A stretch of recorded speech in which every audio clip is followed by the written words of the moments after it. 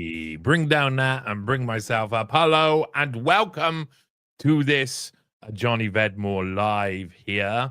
It's going to be a good one. I know it's going to be good. There's there's a comment already. Hello, and there's reposted the stream. Thank you, Rene Lee Greco, who's been sharing my work around, and I do appreciate it. Welcome to this Johnny Vedmore live stream. I called it Summer Davos and AIPAC War on Iran with Tim Hinchcliffe and Ellen J. Bear. What we're going to do is we're going to look through a couple of articles that have come out on the Social Pool recently about focused on the Summer Davos that Tim Hinchcliffe has put forward. If you want World Economic Forum coverage, you want coverage on globalism, on the technocracy, sociable.co is the place to go. Remember, sociable.co is the place to go. You're going to find loads there, totally loads. Ellen is a brilliant Palestinian activist for Palestine, along with activists for many other things. She's an American lady down in Colombia. So that's going to be really interesting. Happy to see the wonderful, amazing, my good friend Teresa Wild in the house too.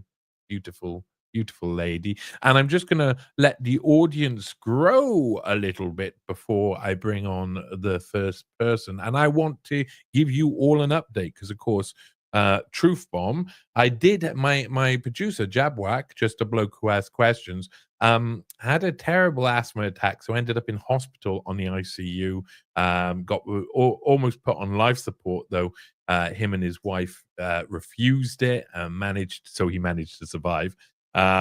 It's something like an 80% chance, 70-80% chance of death if you go on life support, so you don't want any of that. And he survived, so he's come through the other side. It means we're going to get back onto Truth Bombs very soon, but we had to take a couple of weeks off that. I'm aiming to have a Truth Bomb out this week and then every week following. We've got loads of people lined up, really interesting folks. I'm really looking to forward to some of the near future ones. So Matthew Errett is agreed to come on. Jason Bermas, of course, one of the men who I totally is helped me at the start of my career, gave me a voice at the very start of my journalistic career. I could always rely on Jason Bermas to put out a good story.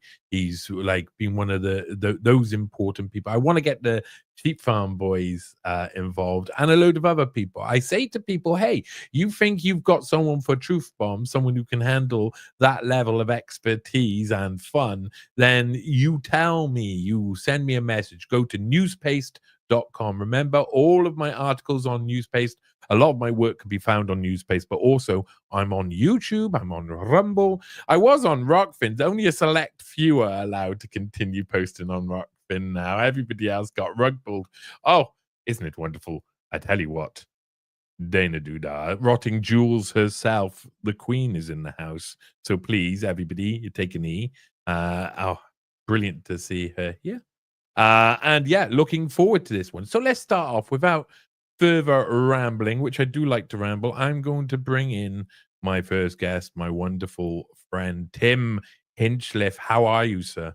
I'm doing quite well. Really hot, sweaty, sticky summer, but doing beautifully well. Thanks. How are you? Well, we were having a hot, sweaty, sticky summer. Really sticky. I actually sent Dana a snapshot of like the weather in Britain being at 29 degrees, which is a lovely temperature in Britain because it gets humid here. So that's like as high as you really want to go. But beautiful. Yeah, you might not even understand what that means. Do you understand what that means? No, you use cockeyed weather. So no, I use the F. Yeah, use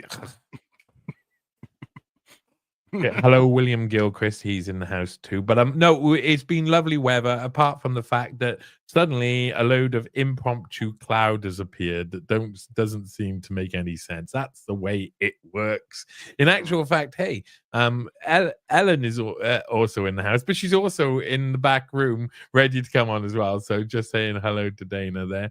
Now we're going to talk about a couple of your articles today, because what is going on? Please tell the world, first of all, Tim, tell people about the site, people who have never heard of the Sociable or sociable.co. Tell them about it. Tell them where they can find them. Tell them what you cover. Oh yeah, well, the Sociable is just the greatest site in the world. I run it, and they can find it at sociable.co. And basically, it covers what unelected globalists, policies and proposals, pretty much having to do with tech that come out of globalist think tanks, that come out of government agencies like defense departments and intelligence agencies.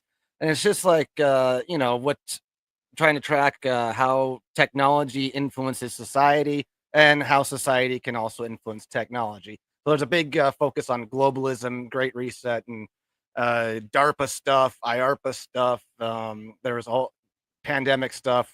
So yeah, that's what I Do got. you do you find, that people are much like the normal everyday average people, not the everyday sociable reader or the everyday news-paced reader, but the everyday, normal mainstream media, got their head down doing work. Do you find it's easier to approach them about globalism and the threats of the technocracy now than it was just only a couple of years ago? Well, I think it's easier to talk about it because it's kind of something new and interesting, like, or just talking about normal people every day. Yeah, because it's fascinating stuff, especially when you get into like the transhumanist kind of technology stuff. But then also they can see, they can understand now that they've gone through all those lockdowns and stuff. They've seen how technology can actually work in these weird ways. Prior to that, people always assumed, I think, that their phone was spying on them, their TV was listening to them, and all that, and they just accepted it. But now they're starting to see ways in which it can be used against them. So I think that's a good sign. Yeah, I do too. I've also found that when I used to mention, oh, I'm an Epstein researcher and et cetera, people would go Mm. conspiracy theory, is it? And nowadays, instead of saying conspiracy theory, is it, they say, "Oh, please tell me more about the P Diddy Yeah. parties." That's what there's already a sea change in how people have that trend you're talking about. Do you think that's an element of fifth generation warfare? Seems like it, because also in the beginning, if anytime I mentioned Great Reset, then they went conspiracy bad. That doesn't exist. That's not true. Like all this kind of stuff. And now Great Reset, that's kind of almost become antiquated.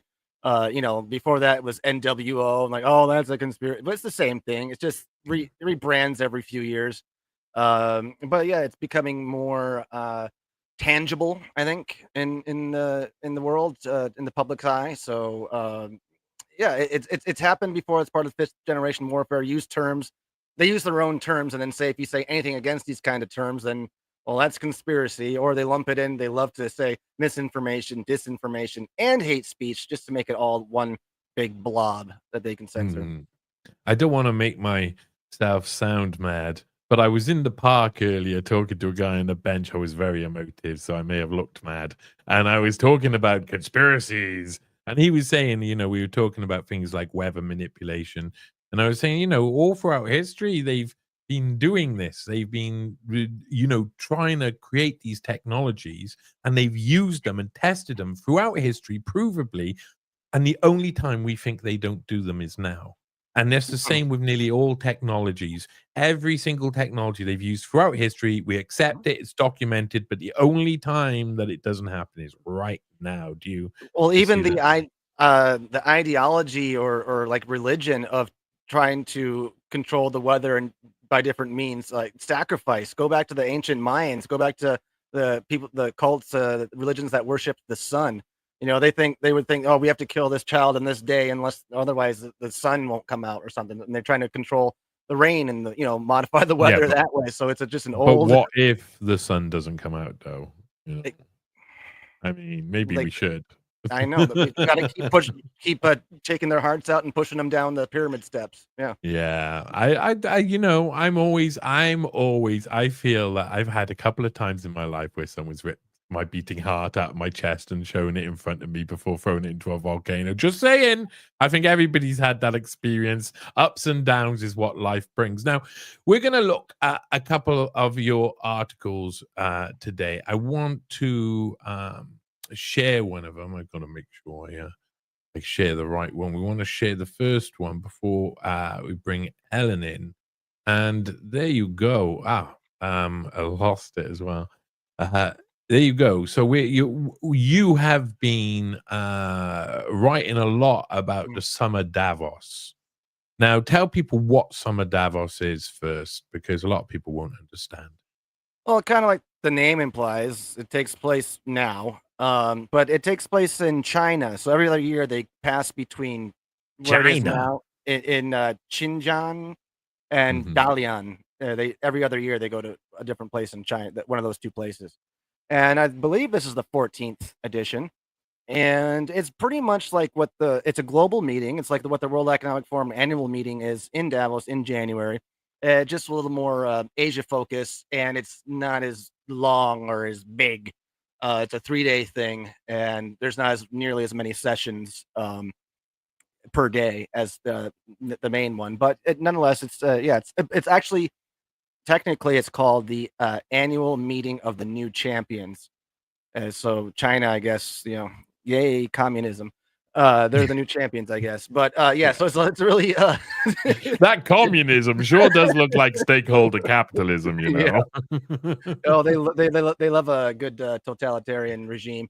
Yeah, Yeah, that's why they also have other meetings like in Saudi Arabia and the UAE. They just yeah, they love those. Yeah, so that's what it is in general. It's just 3 days. It's just a bunch of heads of state and then business people and academics and reporters from the big mainstream media and state-run TV in this case in China as well.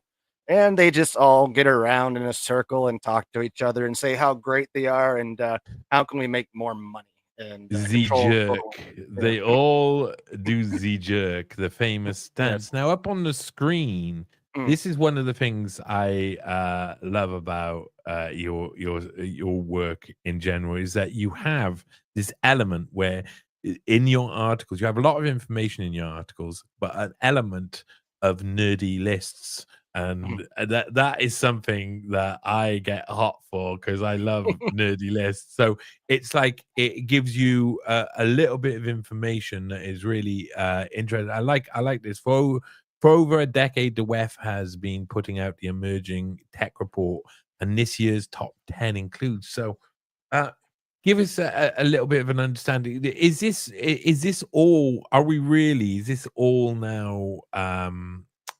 Really complicated technology that is really hard for us to understand.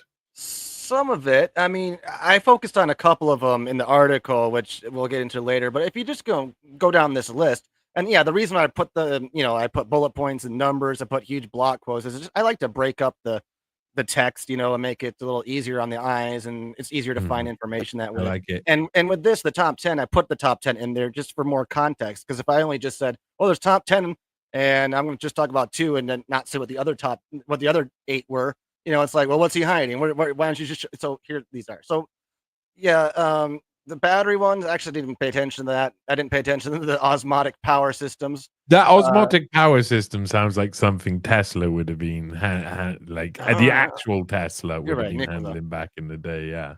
But I mean, Um, nuclear stuff, that's what they do. They want to power their AI data centers with that. Living therapeutics, that's more about. I did see a session on that, or someone speaking about that one. Like coming up with enzymes and like living things to. Well, it says right there, microbes designed to deliver therapy. So they're trying to, make mhm. not necessarily go with the Oh, mRNA kind of way, but oh, even worse. yeah, Make the plague to deliver their medicine. Is that what you're saying? yeah. And then the GLP-1s for neurodegenerative disease. Yeah, it's that one was, I saw it and my eyes glossed over. Um, but it's probably fascinating. But autonomous biochemical sensing, definitely. That's all about Internet of Body stuff. Hmm. That's all about putting stuff in your, sensors all through your body that monitor and record everything in real time and Chips send in that your off. butt. Yeah, and then they send it off to, the data goes elsewhere. It doesn't stay there. Yeah, so I mean, nanozymes. Again, I don't Nanozymes. know. I think didn't you skip over green Oh, green nitrogen nitrogen fixation? fixation, Because yeah. I had actually in school I had a problem with green nitrogen fixation. No, I don't Green know means what to it is. reimagine ammonia. Yeah, that's Oh, right. Okay, maybe I did. Who knows? mhm, mhm, That sounds like a pissy job for someone. But mhm. anyway, nanozymes, yeah, replicating nature's catalysts for health and environmental breakthroughs, and then collaborative sensing. Oh, this sounds like the digital panopticon, empowering connected systems to make context-aware decisions. What does that mean? Do you think, Tim? Well, just like what with the autonomous biochemical sensing, what it does for the humans, then this does for the rest of the world. So smart cities, that's a huge, big old thing. Using all different kinds of technologies to detect, like infrared stuff. It's not in autonomous vehicles, so like drones with infrared that can see into things, and they talk about it's all about responding to emergencies or making mobility and transportation more safe because in the end they want to get rid of private cars, so Yeah. you own nothing, be happy. So it's all going to be controlled by them on the same grid and monitored. So that's, yeah, collaborative sensing is that. And The then I do know about the generative watermarking. That's just because they've been talking about this for a while. A lot of people is just if something is AI generated, there has to be some kind of watermark on. They want to put a watermark that's invisible, but it's in the code. So when deep fakes come out, the next time you see a political leader and all of a sudden a war is declared, oh. we gotta see if that was actually happened, or a ceasefire for that matter. Oh my lord. Tying two Enhancing things together. trust. That is an amazing, I mean, the line they have to use for generative watermarking, enhancing trust with invisible, immutable markers. Unbelievable. Unbelievable. The term, to be honest, within technology, immutable, I Mm, think we'll see much more in the future and scares the grand bejeebus out of me. That is a truly a dystopian list. What can are you even surprised by some of this? Because I know a lot of the stuff when your articles come out, a lot of the stuff like we've seen well in right. advance, we've been kind of tracking. This one seems different, doesn't it? Well, yeah, there's quite a few of them here that I have never heard of. Yeah, that's why it was really crazy to me to see all those different ones. Nano what nanozymes and in the GLP ones and stuff. So no, that's something that slipped under my radar because in previous years it'd be like, oh yeah, generative AI, this thing, this VR thing, this the metaverse, like all stuff that just has been out there for everyone talking about it. But a lot of this I haven't been paying attention to, or haven't it's not come across my desk. Yeah, same here. Same here. I mean, and I did an article on the year 2000 and the next 200 years where the Hudson Institute and Herman Kahn mapped out all of these kind of technologies. But when you put it into when you refine this like Mm. overarching idea of technology into individual technologies under that one umbrella, then you get things like generative watermarking, and a much more focused version of what we were seeing in the future. Do you think it's actually going to be quite hard to tell what's coming? In terms of, Like, I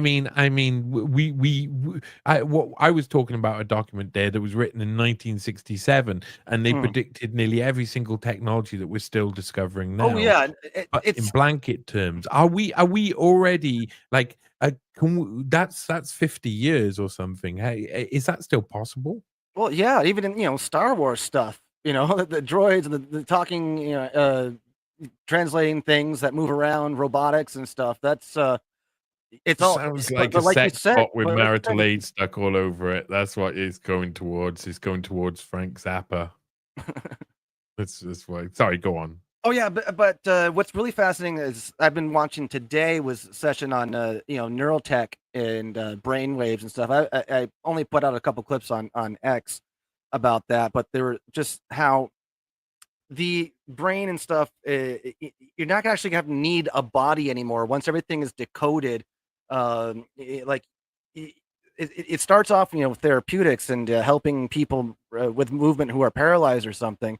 But eventually it's just like, well, no, you don't need a body anymore. It's the Matrix kind of stuff, like, or you just move things with your thoughts. And so, and in order to get like fully functional robot, I mean, that's another story, the second story, but yeah, we can get into that later. Just it's all about creating models and digital twins of everything in order Oh for these my things to work. lord. Yeah.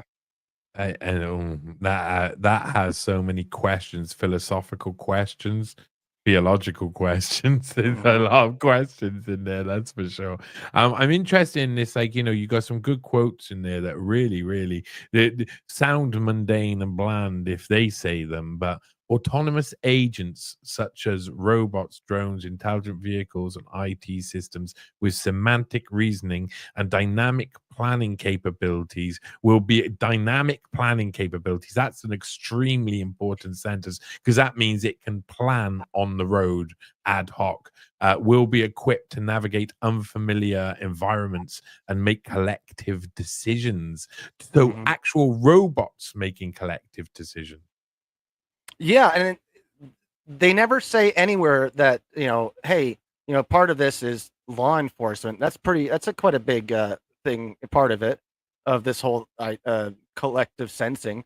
Um, like the you think of the ULEZ zones, in the UK, or the congesting fees in New York, or whatever. Like those are just cameras. This stuff, like I think if you go down a little bit more, oh yeah, so they don't Oh, talk God. about crime, combating crime, looking at, but they say the key to unlocking the benefits of this kind of collaborative sensing at scale will be multimodal algorithms that can process numerous varieties of sensor data from lidar, light detection ranging, to electro optical infrared cameras to radar and beyond.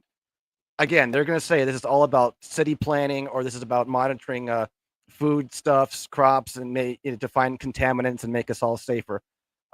More technologies. Collaborative sensing could significantly reshape urban systems, mobility, and societal infrastructure powered by vehicle to everything technologies. Again, this is a term I haven't heard of, but it's one of What those, everything an idea that's technologies. that's been around for forever, but they just have this term. But then, yeah, vehicle to everything V2X technologies, 5G, AI, edge computing. Great. What is a vehicle to everything? So How this is what uh, anything that I'm guessing robotics, like anything that's like a drone or an autonomous vehicle, autonomous boat, car, and it so connects to like all mm, the other technologies, the AI, the 5G system, so so that 5G signal collective, using yeah, AI into the machines. That's how that's I'm amazing. interpreting it. So And then, yeah. Oh, yeah, that's a you already said about the collaborative as autonomous agents, yeah. yeah, as they say, collaborative sensing. So that means literally that you would have, you could, if to make that work, you have to look at like the idea of what the new industrial state was.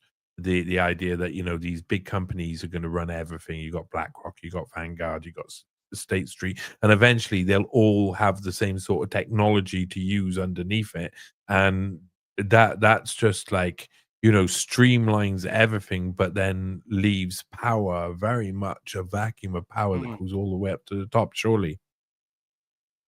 Yeah, and so, with all that technology together, I just, think of law enforcement or anyone else with lots of power, and just imagine a city patrolled by autonomous robots and drones powered by vehicle to everything technologies that can deploy lidar and infrared sensing that can see into every home, vehicle, and underground structure.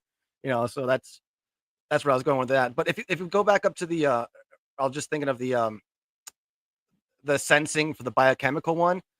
This is like stuff that goes under your skin or wearable. So like what Kennedy, Robert Jr., RFK Jr. came out yesterday, saying that in 4 years he hopes every American will have a wearable.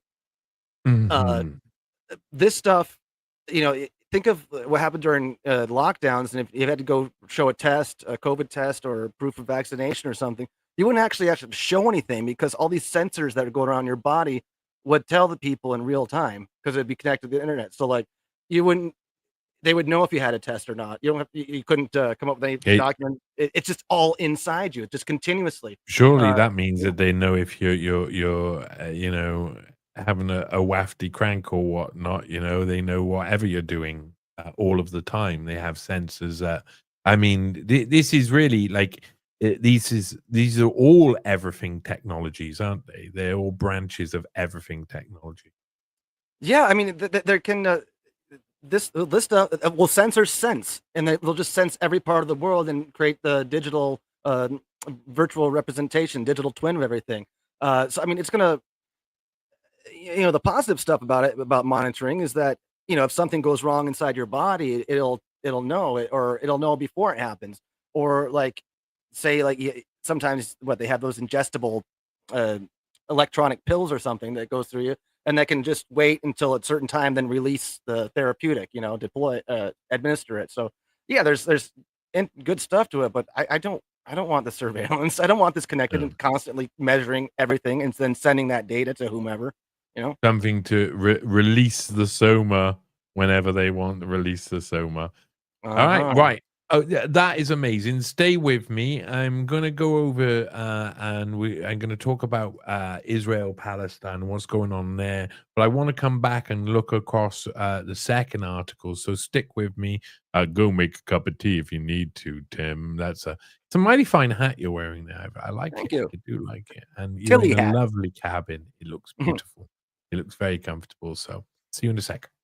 Right, excellent. So, I mean, that is astounding, and I really think that like this has been something that I've been looking into for a long time. Especially if anybody who does know my work, if you go to Newspace, drop down menu, Dr. Klaus Schwab, or how the CFR taught me to stop worrying and love the bomb. Catchy title, so you'll be able to remember it. If you go and look at that, there's a lot in there about these sort of technologies. There's a brilliant link in that article. It's the second link, second source from the bottom. So the second source up in the article proper is the full list of technologies that they predicted in 1967, 1968, and in this year 2000 report that Herman Kahn did for the State Department. And it shows which ones have been achieved, which ones have almost been achieved, and which ones haven't been achieved yet. And you'll disagree with some of those. But second source up is an extremely, extremely interesting thing to look at how they predicted technology. And technology is being used all around the place.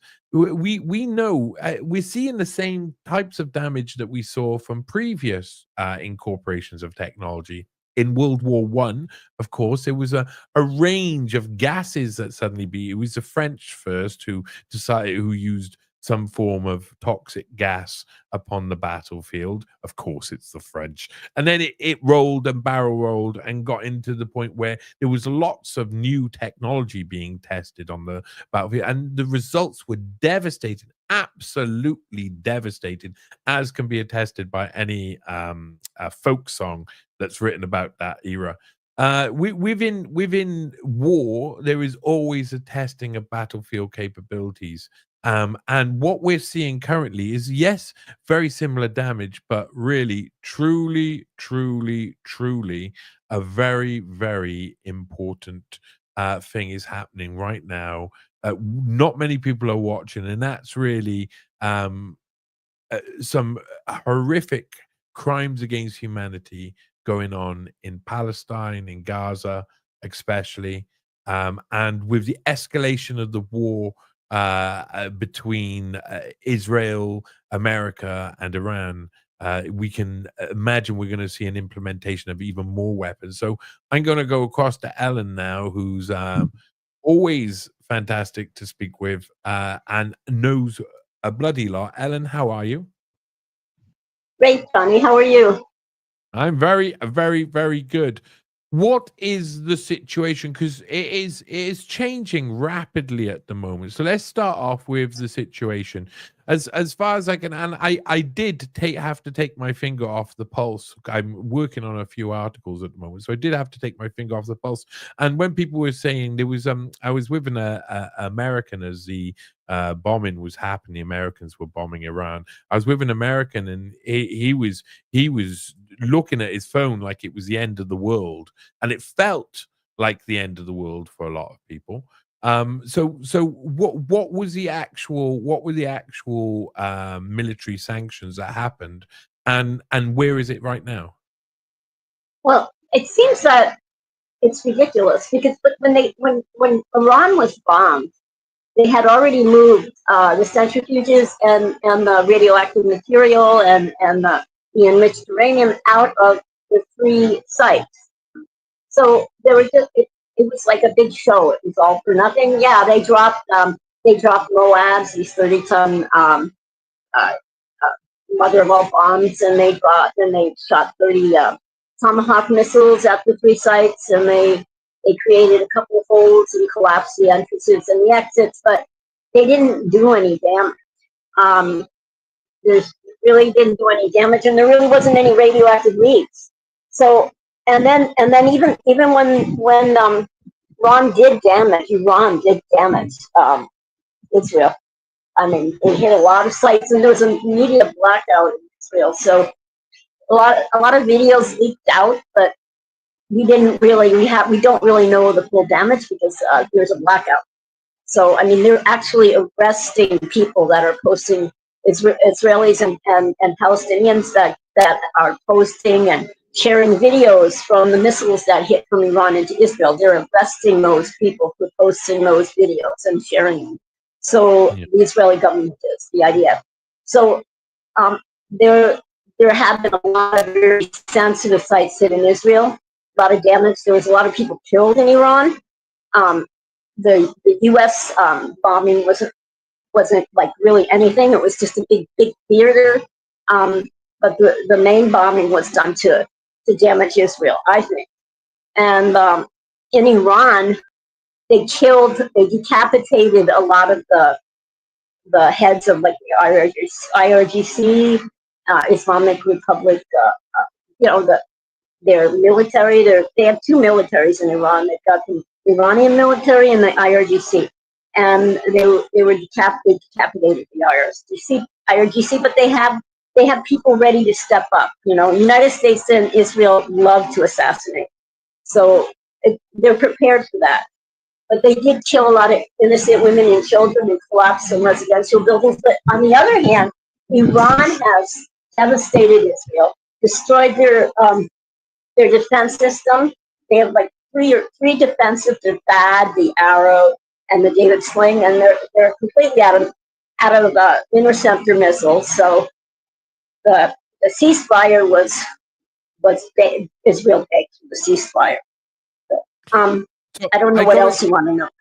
Well, I have a question, and I mean, it brings up this whole affair brings up a lot of different questions that are really important. Number one, I would say that really jumps out to someone who knows history is that in the past, even though we think America, Israel, and Iran are all working on against each other, or American and Israel are working against Iran.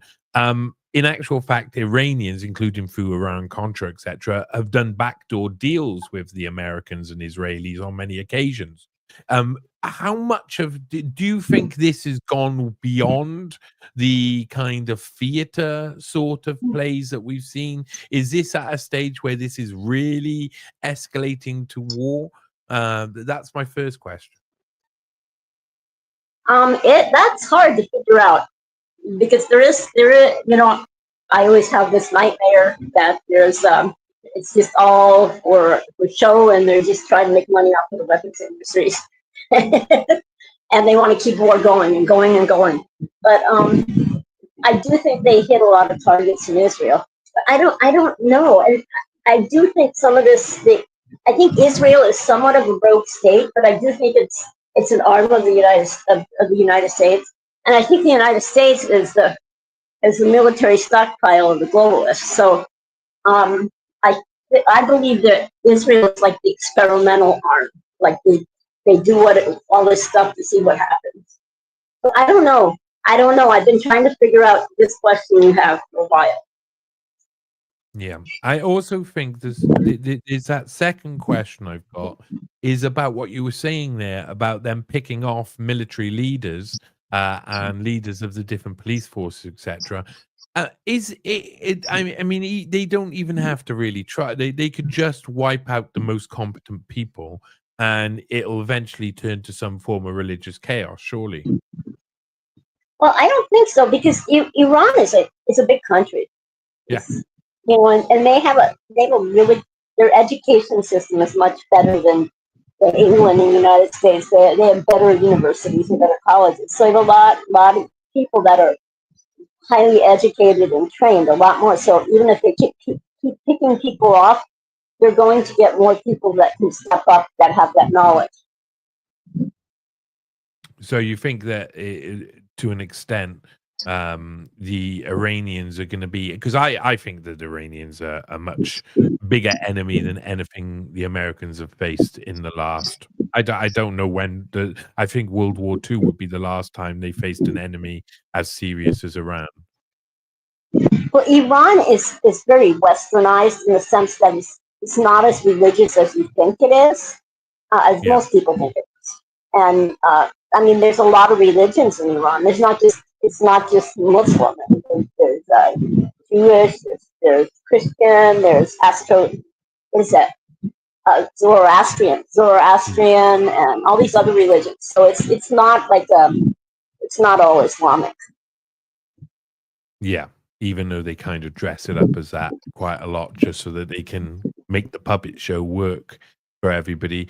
It's probably a done deal to some extent that Iran and the West are going to be in a battle because Israel essentially needs to expand its territory. Would you agree with that? Would you agree? Because I know me and you may differ on the idea of what they're trying to achieve, especially when it comes down to something like Greater Israel. I mean, I called this stream AIPAC war on Iran rather than the race to Greater Israel or something along those lines, because it seems like this is really focused America and Israel going to war with Iran together. Well, I think it's like American imperialism versus trade routes.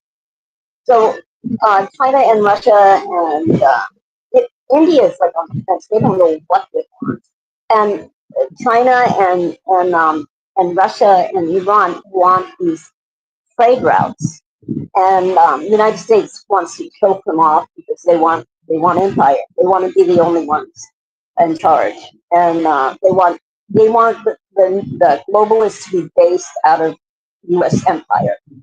Yeah, and so there's like a battle between the two. Yeah, but they do, in Palestinians and southern Lebanese and Yemen. Yemen is very close to Iran. There's a lot of Shiites in both areas, but they're very close in resisting colonization, and they share a lot of knowledge. They share a lot of weapons too, and a lot of missiles. But contrary to what everybody thinks, is that Iran is supplying Hamas, and they're not. Qassam makes most of their weapons. They manufacture them themselves. They use unexploded ordnances inside Gaza, and Gaza is like a tech experimental ground, and poison and tech them experiment on people right now. That hasn't stopped. I didn't hear what you said in the last sentence. Okay, Gaza is like or even the West Bank and southern Lebanon is like the war machines and their tech global experimental grounds, and they use the tech experiment on people there. Right now, nothing has stopped. It's actually speeded up the genocide in Gaza. They're doing the Hunger Games now, and that's just horrific. They're starving people, and so people have to go to these designated, and the United States has claimed it along with Israel. They're like food distribution spots, and so people are starving, and there's thousands and thousands of people that go sleep overnight and wait at the food distribution spots every single day, and like 100 people just get killed when they go there. So let's go across to the second point that we're going to talk about, which is what's going on in Gaza at the moment. Because I mean, I tried to express it as I was giving a bit of an intro to this.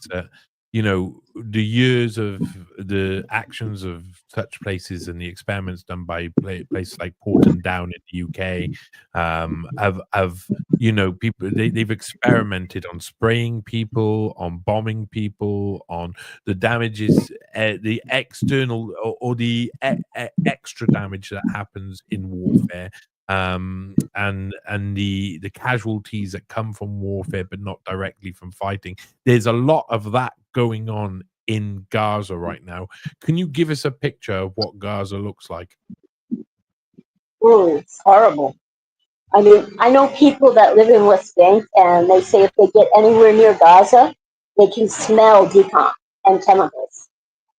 So uh, it's the worst nightmare you can possibly imagine. People don't Yeah. have food, they don't have water, they don't have medicine.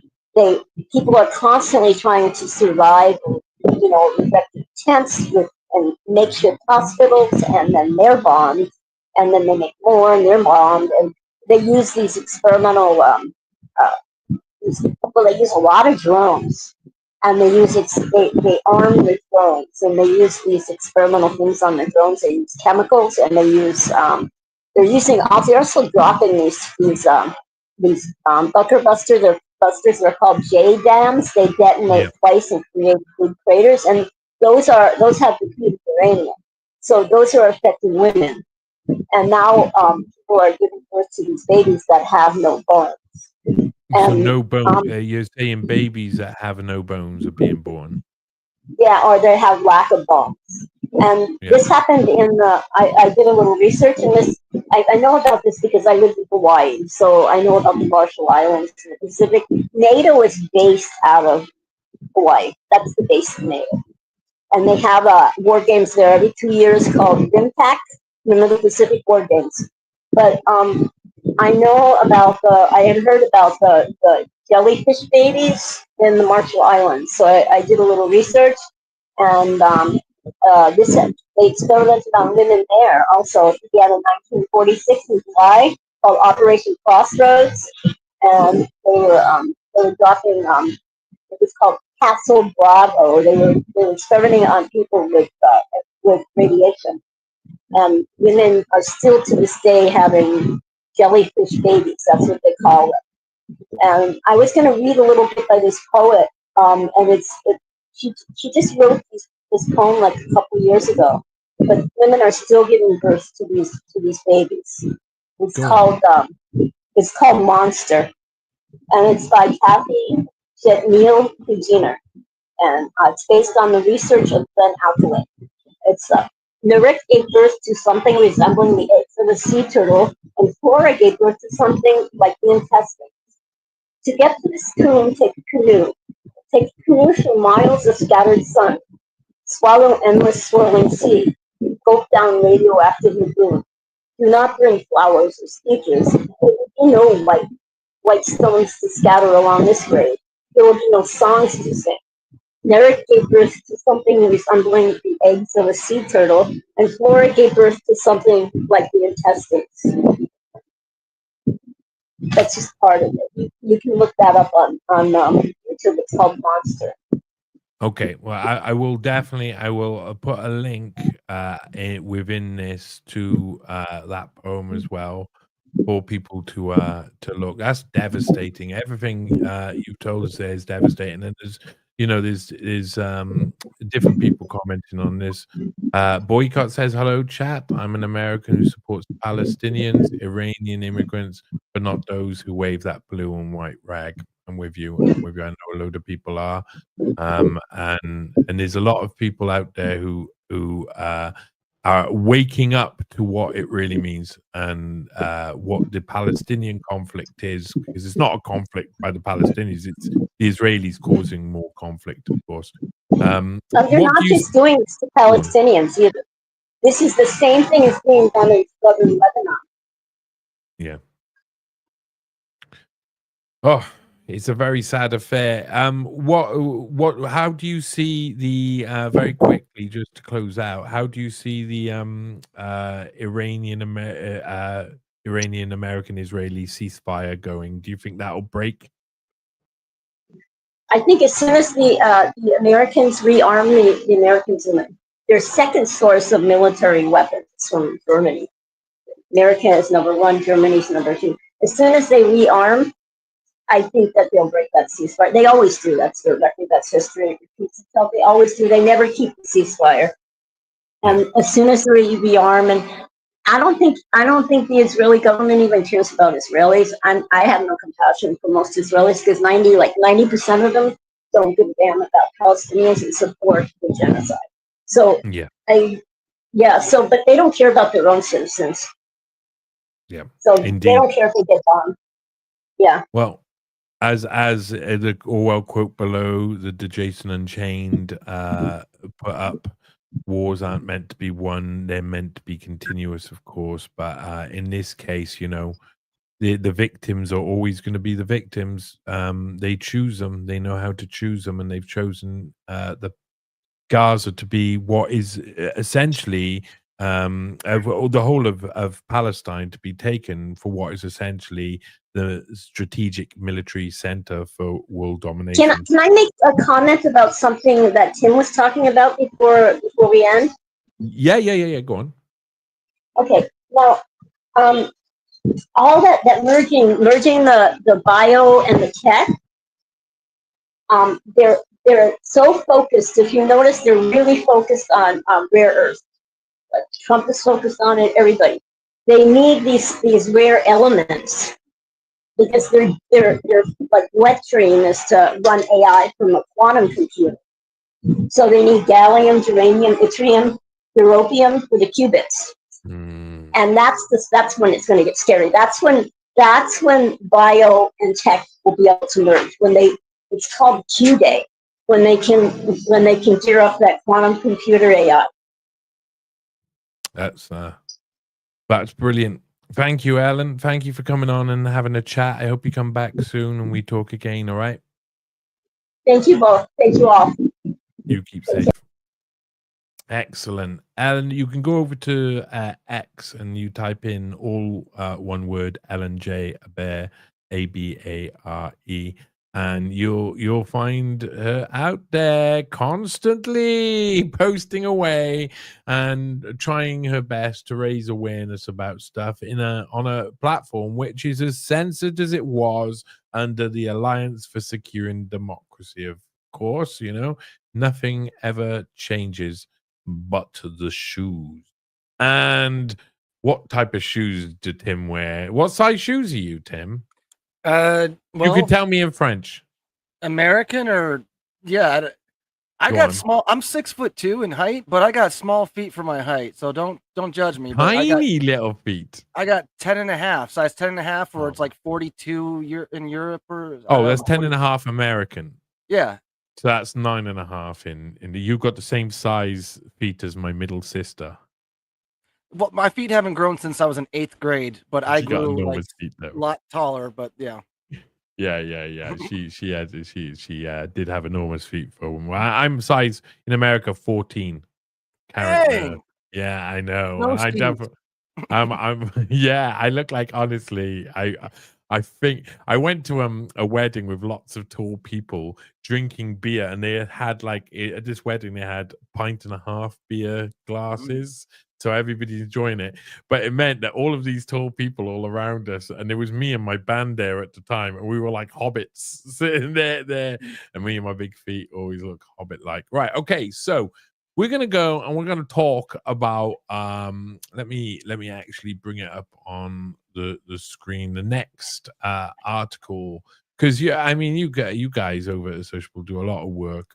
This one's True Robot Intelligence Requires a Digital Twin.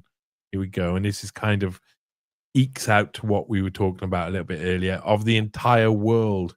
Holy moly. This is dystopia personified. Tell us a little bit about this before we look through the article at all. Yeah, well, it's from a session at Summer Davos called Social Robots and I.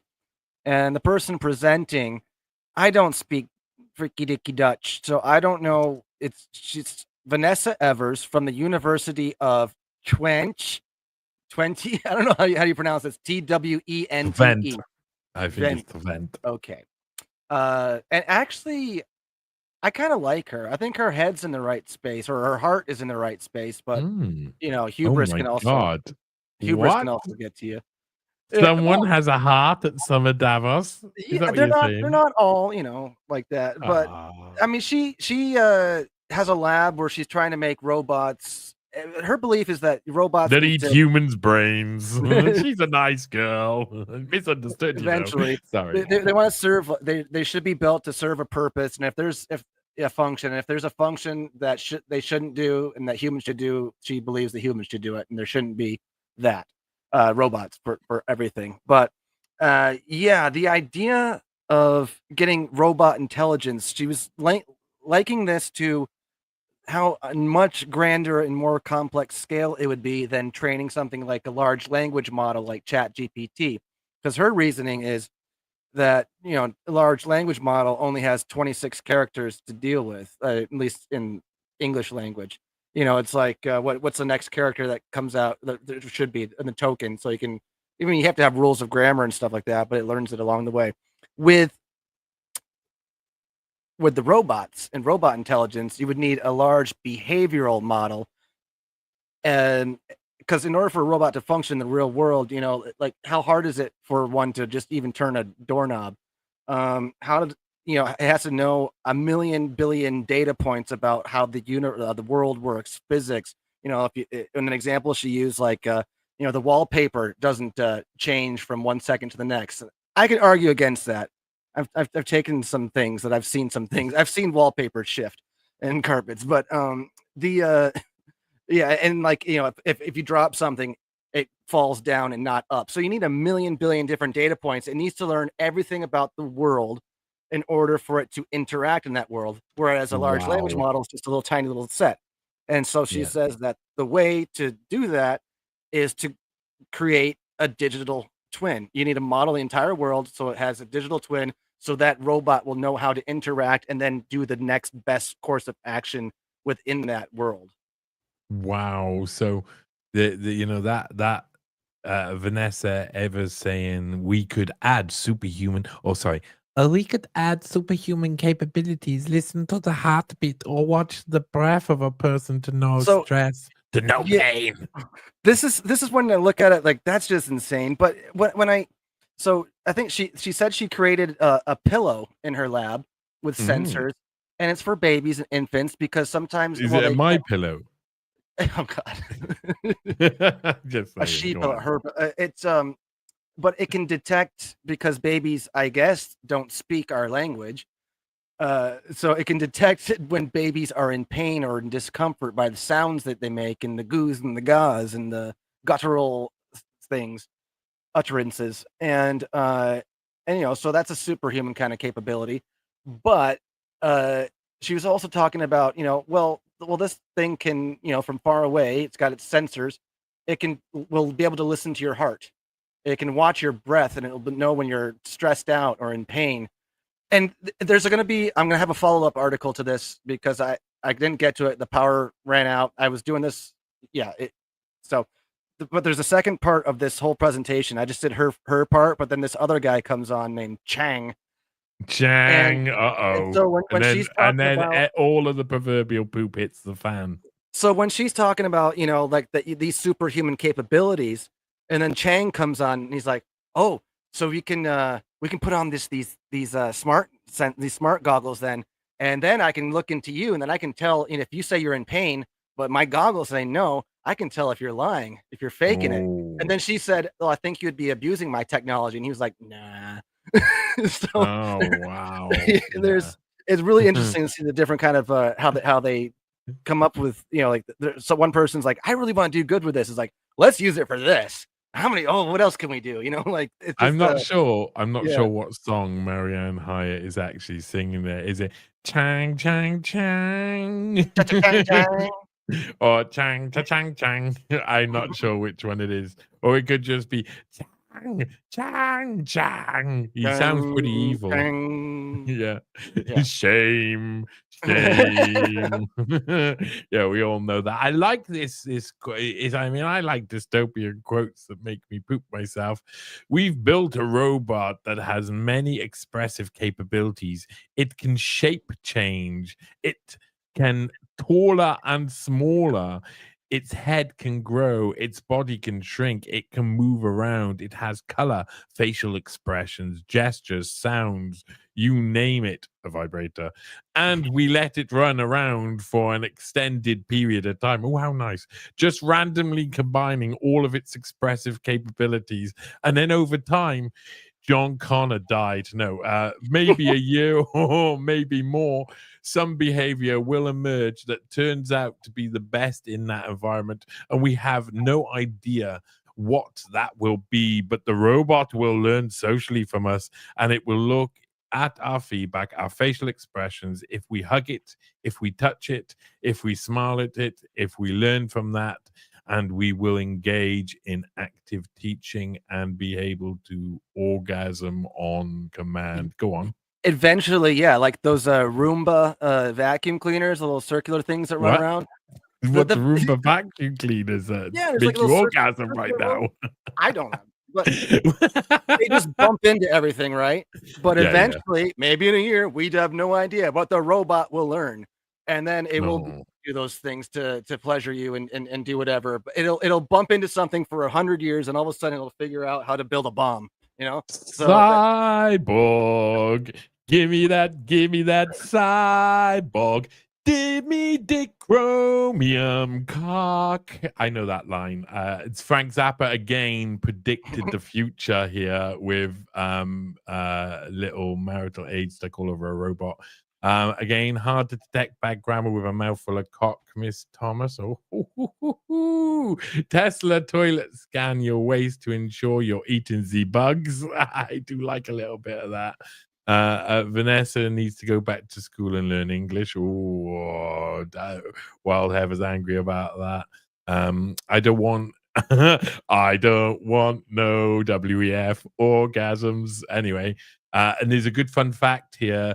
Turning off smart devices and internet modem saves a lot of money on the electricity bill, and all the EMF waves are not healthy for us either. Save money and deny Palantir. That is sound advice from Boycott. Boycott, you're brilliant. Thank you. Thank you. One more there, Marianne, and they'll have ads to sponsor or right, okay, let's not think about all of that sexy stuff that we could do with robots. Okay, let's continue on. Now we think social intelligence in robots. That's a word for it. So go on. What do they kind of come to the conclusion of with this? Because you say there's another part, but in this part, what it sounds like you're building up a hero character in Vanessa. It's only because of what Chang says. Chang Dong-sion. And then how she's like, well, you'd be abusing it. But and she acknowledges, though, in this next part that, we just build the technology, but it's going to be out there, and then anyone can use it however they see fit. They know what they're building, They want to do it for good, but then there is no good. It can be hubris, It can just come back to bite you in the ass and all of humanity at the same time when doing this. Because then they're also going to talk about how social robots, if children grow up with them, being around them, they'll start to have feelings and affection for these robots, and they won't know the difference in how to interact. They won't be able to socialize with real people. And they'll know that, with a robot, you can become more aggressive or abusive to a robot. But once it comes to another human, they'll treat them the same way. Same with adults not knowing how to socialize, but children are going to be completely screwed if they're involved in all that. Yeah, I think that's a good rundown. I don't know why it's gone back to this now, but but the one thing I want to make the point on just that last article of about the digital twins and stuff, and that's what you need for robot intelligence.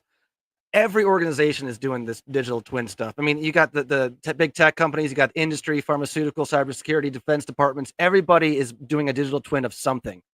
They're even making digital twins of batteries, So once everything is mapped out, though, like little by little, that like that is creating this robot super intelligence. That's for one thing. But and even like as Ellen said earlier, when quantum comes around, that's like that's I cannot imagine what this world will be like. Like just there's parallel consciousnesses with robots and humans and machines and things that can read you and you read them and but everything's modeled and predicted before you do your actions, like pre-conscious, pre-brain signal kind of things. It's going to be a crazy time. Like in the one session was saying like the neurotech stuff in the 2040s or so, but yeah, it's accelerating right now. So this year's Summer Davos so far, like I've been blown away just by what they're saying about the technology stuff. Not even just agendas, globalist plans or stuff, but like what they're working on the technology front is stunning.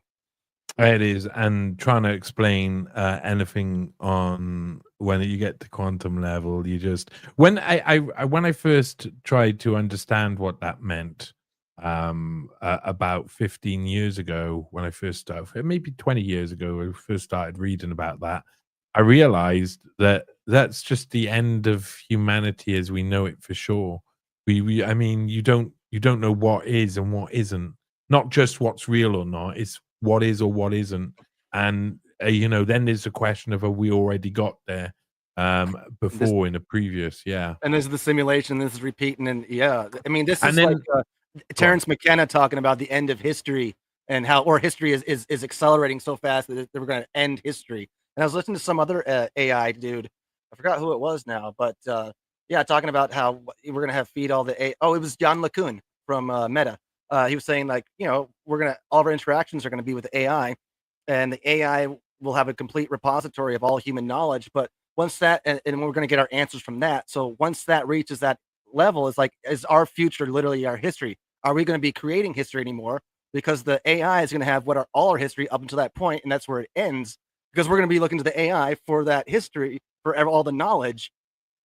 And so what goes forward from there? There's no more human. What happens to human knowledge? Do we keep creating that? But they said we're going to go to the AI for that. So yeah.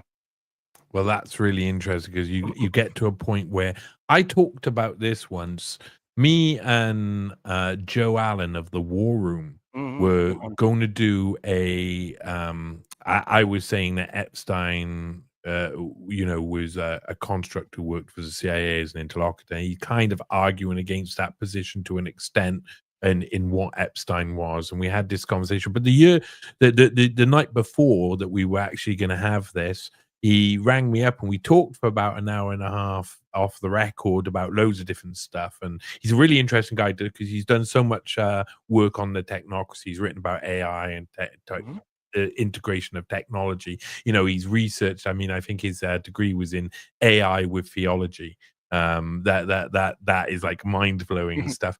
And one of the things, when I was looking at that idea of what this comes to, looks like a simulation in the simulation. It looks like we won't even know what's simulated because we see the simulation as something that's of the past. Someone's done it. Like if that's true, then someone's done that, or something's done that, or some collection of done that. But what we don't realize is that we merge into that too.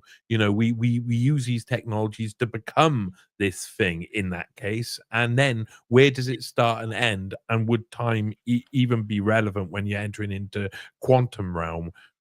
This is what I was writing about on the Sociable like 9 years ago. As I was really into mythology, and I was thinking like, if the future of technology and all that is like the future is our past, because I looked at creation myths and what of humans and what were humans created for, by whom, that they were created out of stuff that came from the earth, materials, and then they were created to serve a purpose. They're supposed to be tools, supposed to be workers, and then to worship their creator. And then they got out of hand, and you have all the myths of different gods and uprisings. You have got the fall from the garden. You got all these different mythologies about the creation. And I'm thinking, well, that could apply maybe to an AI and these robots in eventually. And so maybe it has happened. These myths could be onto something.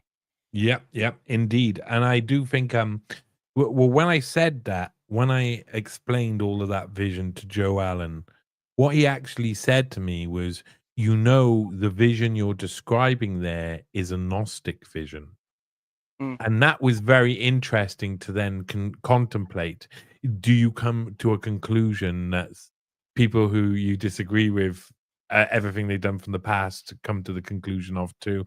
And is it essentially the fact that we are heading towards exponential growth in technology always?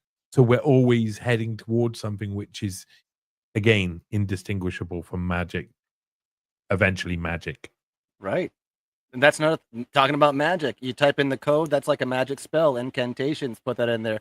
I mean, if you're look at it in terms of the universe, if that's supposed to always be expanding, and is that going to go on forever, or is there more than one Big Bang? So the universe expands, goes back into itself, bang, and it keeps doing that. But then again, that's another cycle too. But yeah, the idea of expansion of with technology, but I think there's going to be like a high watermark or a blowback point. It's something where it just pops and starts, reset. I completely agree. On that note, we'll end it there. It's fantastic work you're doing. Really fantastic work. There is such a small amount of people who are actually properly concentrating on what is being said, and it needs to be kept down for the record. And a lot of this then leads to other conversations, big conversations. So I love it. And I always, I say to you over and over again, come on anytime, tell me when you've got something, and we'll discuss it, because it leads to conversations like these, which I think are really important for us all to have. Thank you so much. Can you tell people, just like you do, where you come from and what you do for a living? I come from this world. Thanks. This is a really stimulating conversation, and I enjoyed listening to Ellen as well. I love it. Just my work and stuff, sociable.co, on X, at the sociable, at Tim Hinchcliffe. All stuff globalist, big tech, governments, spy agencies, defense departments, you name it, that kind of stuff. Yeah, all links will be in the description. Tim Hinchcliffe, I love you. Thank you very much for coming on. Love you too, buddy. All right, rocking. Right, everybody. That was a fantastic run through, especially of the articles there that Tim are looking at for some of Davos. That's truly amazing. Really like mind blowing where they've got to. And of course, we all know that everybody likes to see Tim, of course. Oh, Tim is lovely though. And Ellen, thank you very much in the chat. You're thanking us, and we thank you. What you do, and I mean, for people who don't know Ellen, she's been an activist for her entire life, does an amazing job at raising awareness all over the place, gets completely and utterly frustrated with all of what we see, apartheid, genocide, anything throughout history. So I love Ellen, always got an interesting insight. We don't always agree. I like that also a lot more. I love having the newcomers as well. Boycott, nice to see you in here. Marianne Hyatt, nice to see you. And Teresa Wild, of course. And Wild Heather, Little Carol, everybody who's in here. Honestly, everybody who's in here. I won't be in there. Jonathan Edward Gibson, thank you very much for being interactive too. To Jason Unchained, you've been brilliant. Like lots of the people who are speaking, I really appreciate your voices. I like listening to you guys. You're pretty awesome. There is a load of stuff going on. I've got tomorrow I'm going to be bringing out a Redux version of an article that I did before, and with read through on this occasion so people can listen to it. It's The Father, the Son, and the Mencius Molebug. And there's going to be a load of other stream of articles that come afterwards. There's also going to be quite a large Epstein article I'm writing at the moment. It's very it's very hard for me to explain it right now. It's even hard for me to write because it's not written like I've ever written stuff because of the information within it. So I'm trying to do my best to pull that one out. I've got some really good articles on the way, though. I got pieces about Thiel and Musk, which are very interesting and kind of like they've been going on for a long time. So I'm finding more and more information. I think it's going to be quick roll downhill on those articles. But there's a few others. I'm still working on the Austin as the base for not only technocracy, but the modern comedy acts that push out the technocracy and gain consent from the people. But there's a load of other things. And of course, top of that shelf, that pile is the article that will probably be coming out next. This is really good. It's the 8th of the Black Hand series. So it's the 8th of my Black Hand series, and it'll be about Jimmy Savile's involvement and his links to the Perfumer affair. And some of it is just crazy. So I promise you a really good article, a Black Hand article about Jimmy Savile that is just I didn't expect Jimmy Savile to come up in it until he came up in it. And then investigating him has actually led me to looking to write a book about Jimmy Savile's life, not his crimes per se, but the other things that were linked to royals, intelligence, companies, other things that he worked. It's going to be a really good article. That's coming out soon. But of course, Truth Bomb.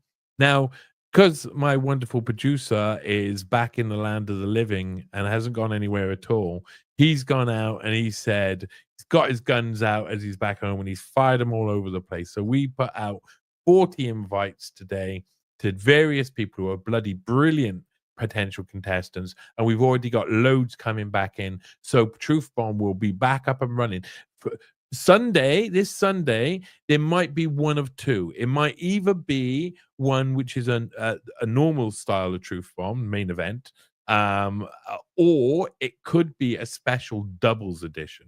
It depends how it goes, and if I can actually get 4 people in the same room at the same time to play it. And doubles editions will be a bit shorter, but will be super fun. So hopefully it's going to be one of those things. But Truth Bomb is on its way. It's going to be on fire.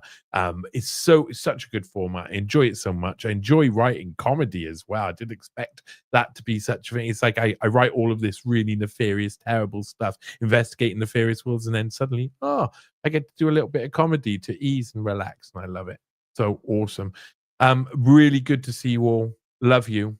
I'm gonna leave you now and say newspaste.com, Johnny Vedmore on almost every platform. Come find me, like, share, and subscribe. Look in the description. You will find the articles of Tim Hinchcliffe. You will find a way to follow Tim and Ellen. And honestly, I thank you for your love, your time, and your respect. I really appreciate it.